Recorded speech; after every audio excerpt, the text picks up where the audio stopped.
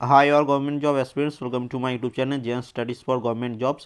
তো তোমাদের ক্লার্কশিপ এক্সামের একটা নতুন নোটিফিকেশন দিয়েছে, সেখানে কিছু তোমাদের অফিসিয়াল কারেকশন করেছে, সেটা তোমাদের জানিয়ে দিচ্ছে যে ইম্পর্টেন্ট অ্যানাউন্সমেন্ট ওরা একটা করেছে, যেটা হচ্ছে ওরা যেটা অফিসিয়াল নোটিফিকেশন দিয়েছিল সেখানে কিছু ভুল ছিল, তো সেই ভুলটা তারা কারেকশন করছে।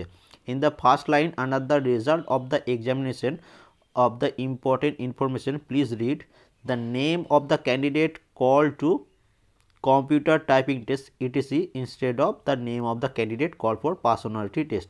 তো ওরা তখন অফিসিয়াল নোটিফিকেশানটা দিয়েছিল, সেখানে ভুল করে দিয়ে দিয়েছিল যে তোমাদের পার্ট 1 পার্ট 2 হওয়ার পর তোমাদের পার্সোনালিটি টেস্টে রাখা হবে, কিন্তু ক্লার্কশিপ এক্সামে কোনো পার্সোনালিটি টেস্ট হয় না। ওখানে কী হবে, পার্ট 1 হবে, পার্ট 2 হবে, তারপর তোমাদের কম্পিউটার টাইপিং টেস্ট হবে। তো তোমাদের এটা অফিসিয়াল নোটিফিকেশান আমি তোমাদের দেখিয়ে দিচ্ছি, তাহলে তোমরা ব্যাপারটা বুঝতে পারবে। এই যে এখানে দেখতে পাচ্ছ, এটা হচ্ছে অফিসিয়াল নোটিফিকেশন। অফিসিয়াল নোটিফিকেশন এখানে রেজাল্ট অফ দ্য এক্সামিনেশন, এখানে ফার্স্ট লাইনটা দিয়েছে দেখো, the name of the candidate call for the personality test.